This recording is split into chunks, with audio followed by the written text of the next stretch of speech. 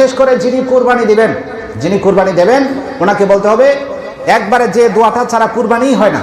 কুরবানির আগে পিছে অনেক দোয়া আছে, সেই দোয়াগুলো তো আপনারা জানেন না হয়তো। কুরবানির যে দোয়াটা ছাড়া কুরবানিই হয় না, সেই দোয়াটা হলো বিসমিল্লাহি আল্লাহু আকবার। এটা বলতেই হবে। আগে পিছে আরো দোয়া আছে, জবাইয়ের আগে কিছু দোয়া আছে, তারপরে জবাইয়ের পরে কিছু দোয়া আছে, সেইগুলো হচ্ছে সুন্নত।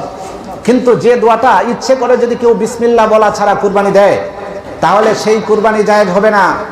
এটা কুরবানির গোশত না, এটা মৃত গরুর গোশত খাবার সমান হবে। কথাটা বুঝে আসছে? তাহলে যারা ধরবে তারাও বলবে, আর বিশেষ করে যিনি কুরবানি দিবেন তাকে বিসমিল্লাহি আল্লাহু আকবার বলতেই হবে। না হয় কুরবানির গরু গোশতটা আপনাদের জন্য আমাদের জন্য হারাম হয়ে যাবে। কথাটা বুঝে আসছে? এটা হচ্ছে কুরবানির স্পেশাল দোয়া। তারপরে আরো আছে আপনার কুরবানির জবাইয়ের আগের কিছু দোয়া আছে, যেমন হাদিস শরীফে আছে ইন্নী ওয়াজ্জাহতু ওয়াজহিয়া লিল্লাযী ফাতারাস সামাওয়াতি ওয়াল আরদা ওয়া মা আনা হানিফা ওয়া মা আনা মিনাল মুশরিকিন ইন্না সালাতি ওয়া নুসুকি ওয়া মাহইয়ায়া ওয়া মামাতি লিল্লাহি রাব্বিল আলামিন লা শারীকা লাহু ওয়া বিযালিকা উমিরতু ওয়া আনা মিনাল মুসলিমিন।